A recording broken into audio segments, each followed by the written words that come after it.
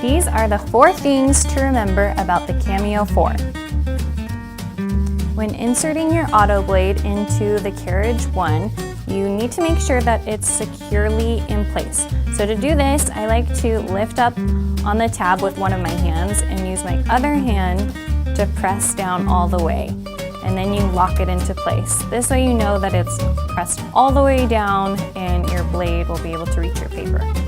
To connect your Cameo 4 to your device using Bluetooth, just select the Bluetooth icon and it will turn blue to signify that the Bluetooth is turned on.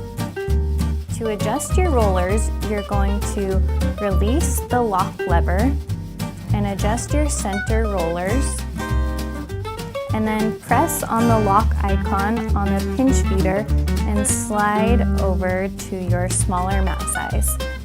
And then return the lever to its locked position. To return to a larger mat size, you're going to follow the same steps and lower the lever and press on the pinch feeder to slide it back out to your wide position and adjust the center rollers again to center on your material. And raise the lever to lock.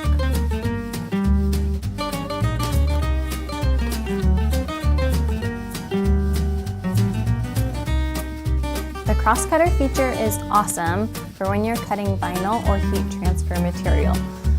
You simply lower the crosscutter and slide the cutter across the material to cut.